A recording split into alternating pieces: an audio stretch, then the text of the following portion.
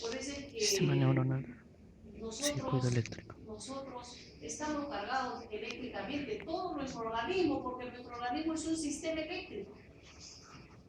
Y la neurona mucho más, pues porque los axones están, ¿no?, inundando todo el organismo. Normalmente, cuando uno se refiere a la gradiente de concentración, cuando uno se refiere a la gradiente, si nosotros hablamos de gradiente eléctrica, ¿no?, significa pues de que el potencial de la neurona es aproximadamente menos 70 milivoltios, ¿no? Obviamente me gusta mucho tomar esta literatura porque abundan las literaturas, hay otros autores que han trabajado con otro tipo de neuronas, ¿no?, y que a lo mejor está en menos 75, menos 80, pero vamos a trabajar con este valor que es menos 70 milivoltios, que es el potencial de reposo de la neurona, y la neurona normalmente está cargada negativamente, como todas las células, ¿no? ¿No es cierto? Todas las células tienen un potencial de reposo que es negativo, ¿no?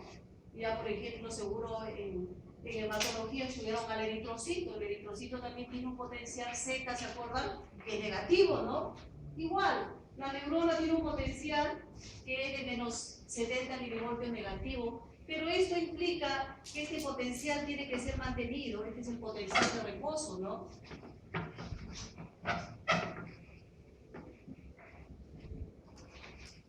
¿Cómo es que ese potencial se mantiene?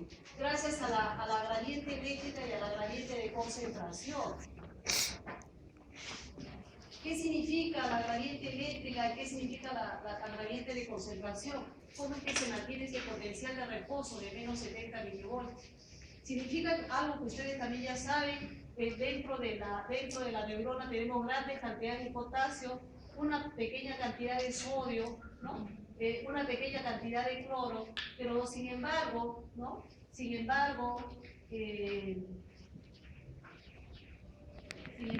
acá tenemos el sodio en grandes cantidades en el extracelular, el cloro también en grandes cantidades. Siempre el cloro está junto con el sodio, se atraen permanentemente. ¿Por qué? Porque el cloro tiene carga negativa y el sodio tiene carga positiva, y el potasio fuera de la neurona está en muy pequeña cantidad, ¿no?, y su carga es positiva. Si nosotros tenemos que hablar de la gradiente eléctrica, ¿qué pasa? Yo digo, la neurona está cargada negativamente, por eso es un ente negativo. Por lo tanto, el cloro va a ser rechazado por la gradiente eléctrica si yo la hago en azul. Entonces le pongo una flecha para afuera. ¿Por qué? Porque el cloro es negativo y la neurona negativa, y entonces es rechazada por la corriente, ¿no? Polos iguales se repelen, polos opuestos se atraen, ¿no?, como dice su compañero. ¿Qué más? ¿Qué pasa con el potasio? ¿Entra o sale? El potasio por la gradiente eléctrica. El potasio es positivo. Entonces, como el potasio es positivo, entonces va a ser atraído por la neurona negativa, ¿no? Y luego, ¿qué pasa con el sodio? También el sodio va a ser atraído, ¿no?, por la ley de la ley de las cargas eléctricas. Bien, cuando uno se refiere a concentración, vamos a hacerlo en rojo. Cuando uno se refiere a la gradiente de concentración, ¿qué decimos? El potasio está en una gran cantidad dentro de la neurona, por lo tanto el potasio va a tener la tendencia a salir, porque, ¿no?, sale, ¿no?, de este compartimento en donde hay mayor cantidad, va a salir al compartimento extracelular. ¿Y qué pasa con el cloro? ¿Qué pasa con el cloro? ¿Qué pasa? El cloro está en mayor cantidad afuera. Entonces, ¿qué pasa con el cloro por la gradiente de concentración? Muy bien, perfecto, entra. ¿Y qué pasa con el sodio por la gradiente de concentración? También entra, muy bien. Entonces, una vez que yo he hecho este análisis, entonces yo me quedo mirando como lo hizo en una época un genio. Esto se sabe porque alguna vez un genio, como era Lers, hay una diapositiva, este genio se dedicó a estudiar cómo se comportaban estos iones en la membrana. A este hombre, a este genio, le debemos estos conocimientos. Entonces él miró y dijo, aquí todo es perfecto, el potasio por un lado entra y por otro lado por otra gradiente sale. El cloro por un lado entra y por otra gradiente sale. Pero ¿qué pasa con el sodio? Dijo, el sodio siempre está entrando. Es cierto, en el reposo el sodio siempre está entrando, ¿no? Entonces, ¿quién está sacando el sodio? Pregunto. ¿Por qué es lo que saca el sodio? Porque en el reposo siempre está entrando. Muy bien, la bomba de sodio y potasio. Entonces la bomba de sodio y potasio está activa acá completamente, ¿no? Está activa. Entonces gracias a la bomba de sodio y potasio, ¿no?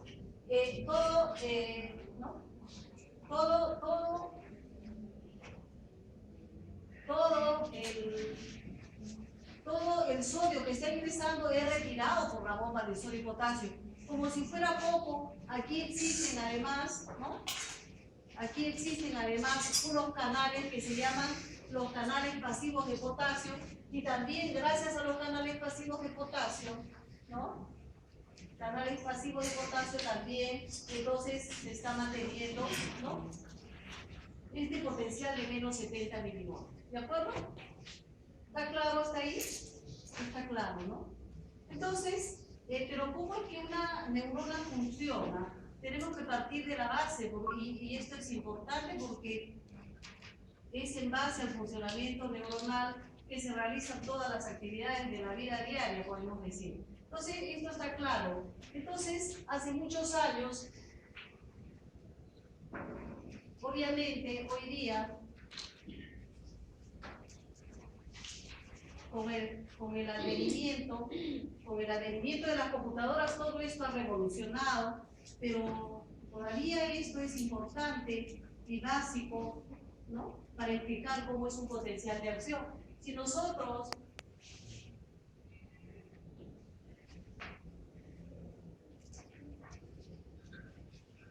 tenemos acá la neurona negativa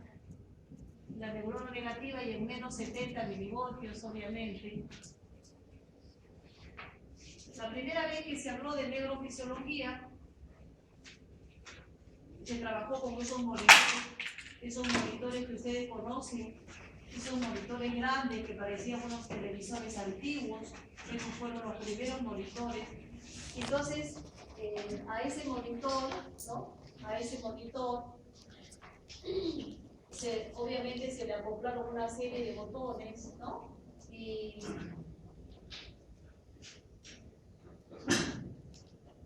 se creó lo que se llama un electrodo de aguja, ¿no? Vamos a poner ahí, es un electrodo tipo aguja que servía para estimular las neuronas. ¿Pero qué neuronas?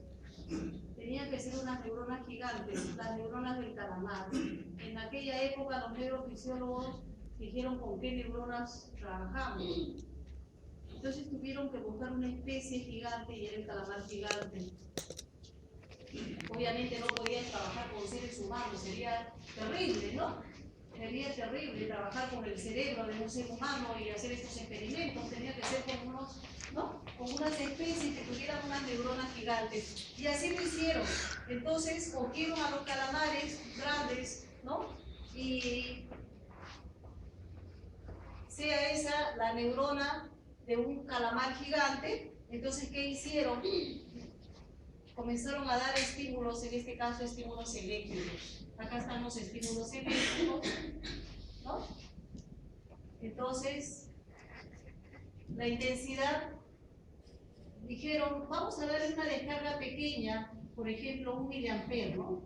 1 miliampere traducido, 1 milivoltio, ¿no?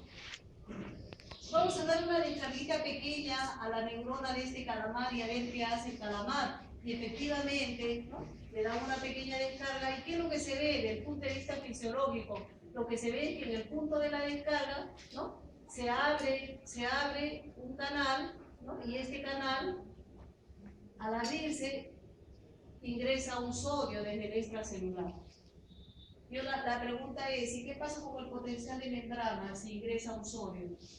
¿Qué pasa? ¿El potencial se mueve? ¿Se cambia el potencial? Claro que sí, va a cambiar. ¿Por qué? Porque va a ser equiparada, va a ser una carga negativa, ¿no?, es anulada por una carga positiva, y este potencial pasa de menos 70, ¿cuánto?, a menos 69, ¿no? ¿De acuerdo? Porque ha ingresado una carga positiva. Pero luego ellos dicen, bueno, vamos a dar un poquito más. Entonces dan 2 miliamperes, y resulta que cuando dan 2 miliamperes ya no solamente se abre un canal, sino se abre otro canal de sodio, ingresa otro sodio. La pregunta es, ¿y ahora cuánto tengo yo de potencial de membrana? ¿Cuánto tengo? Menos 68, ¿no es cierto? Entonces resulta que esto acá es menos 68.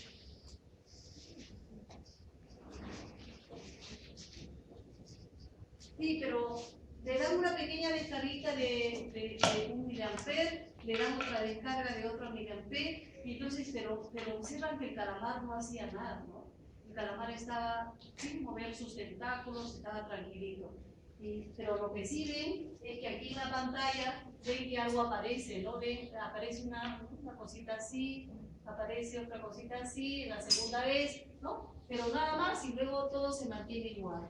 Hasta que uno dice, bueno, mejor vamos a darle una gran descarga eléctrica y a ver qué hace el calamar, ¿no? Y ustedes se imaginan, ¿no? Le dan una descarga y aumentan la intensidad del estímulo a 15, ¿no? 15 miliamperes. Cuando dan 15 miliamperes, ¿qué ven?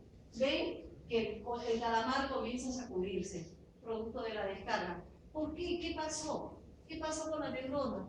Todos los canales de sodio se comienzan a abrir, todos absolutamente, ¿no? El sodio inunda la neurona, el sodio inunda a la neurona, y resulta que ¿qué se ve aquí en la pantallita? Porque, ¿no?, ¿qué está captando? ¿Qué está captando este electrodo receptor? El electrodo capta por primera vez la presencia de un potencial. Eso es lo que se llama el potencial de acción, ¿no? El potencial de acción. O para muchos autores, en inglés, los ingleses, los americanos le llaman el spike, ¿no? Porque es como una punta que aparece. ¿Por qué? Porque es diferente al potencial de acción de la fibra muscular cardíaca. Entonces, esto es al máximo aumento, ¿no?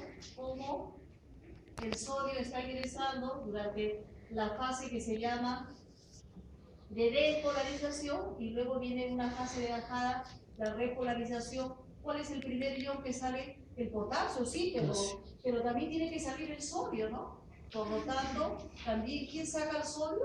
La neurona. Dentro de la neurona, ¿quién saca? ¿Qué saca? La bomba de sodio y potasio comienza a trabajar excesivamente durante la repolarización, y comienza a sacar todo el sodio que ha ingresado, como ustedes comprenderán que ha ingresado muchísimo sodio, ¿no? Bien. Entonces, eso es como cómo es que trabaja la neurona, ¿no? Entonces, si nosotros hacemos a mayor aumento, si hacemos a mayor aumento de esto, entonces, y lo dibujamos como debe ser, entonces nosotros, ¿no?, hacemos esto, y acá ponemos menos 70 milivoltios, menos 55, acá ponemos 0, acá ponemos más 35, ¿no? Entonces, lo que se ve ahí es esto, ¿no? Se ve que acá van abriéndose los canales de sodio, las compuertas de sodio hasta este punto de menos 55, ¿no?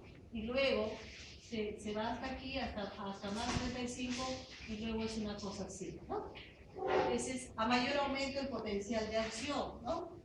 A mayor aumento. pero se dice que cuando el sodio ha ingresado hasta un potencial de menos 55 milivoltios, ¿no? Porque acá se comienzan a aperturar los canales de sodio, ¿no? Se dice que hasta menos 55 milivoltios, si ustedes hacen pequeños estímulos, resulta que son subumbrales. Los estímulos subumbrales van a desencadenar potenciales subumbrales. Pero cuando la cantidad de sodio ha ingresado hasta menos 55 milivoltios, a esto también se le llama el punto umbral. Se habla de la ley de todo o nada, o se dispara un potencial de acción o no se dispara un potencial de acción. Yo no sé si ustedes me entienden esto. ¿Me entienden? Eso se llama un potencial subumbral. Entonces, ¿saben después entonces un potencial subumbral? ¿Alguien me puede decir?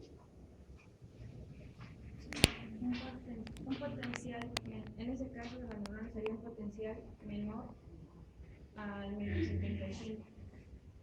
Ya, un ejemplo. Muy bien. Un ejemplo. Vamos a ver esta niñita que está con... ¿Cómo te llamas? Irina. Vamos a ver, escuchen y vean, observen lo que va a hacer Irina. Irina, te voy a pedir un favor. Vas a levantar el brazo derecho lo más alto que puedas y tus compañeros seguramente no lo hacen. Claro. Muy bien. Ok, bájalo. ¿Se dan cuenta, no? Entonces, ella me ha escuchado y el estímulo ha sido de tal intensidad que ha producido una respuesta. A esta niñita, ¿cómo te llamas tú? Jocelyn. A Jocelyn le voy a dar una orden, pero se la voy a dar al oído para ver qué cosa, vamos a ver qué orden le voy a dar.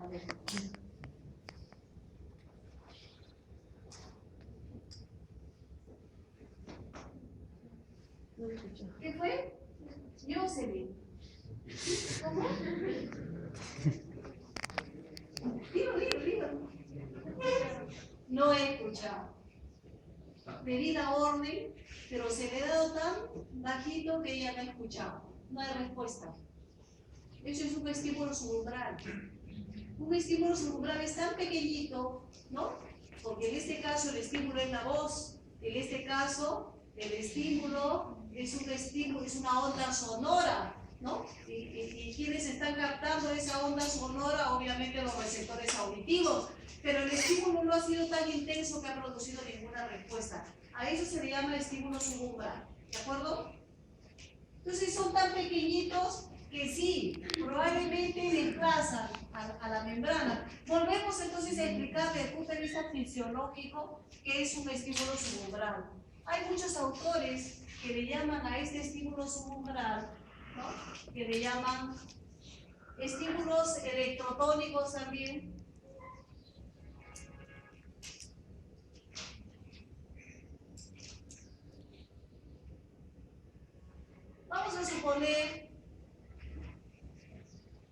Vamos a suponer entonces que es un estímulo subumbral muy pequeñito de 2 miliamperes. 2 miliamperes. ¿Okay? Entonces, como son 2 miliamperes, ¿qué ha pasado? ¿Qué ha pasado? Han ingresado 2 sodios.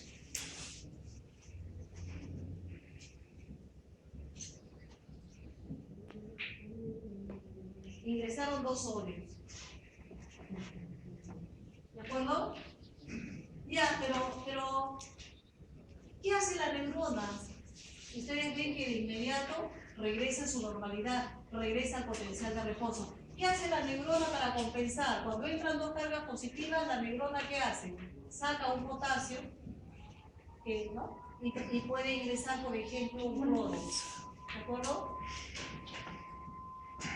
Si estamos en menos 68, ¿qué pasa si entra un cloro o sale un potasio? Igual el potencial vuelve de menos 68, ¿no? Regresa a menos 70. ¿De acuerdo? Esos son los mecanismos fisiológicos por qué la neurona más rápidamente vuelve a su reposo, vuelve a su menos 70 milivoltios, ¿no? Cuando se ha presentado un potencial de tipo subumbral, que es este.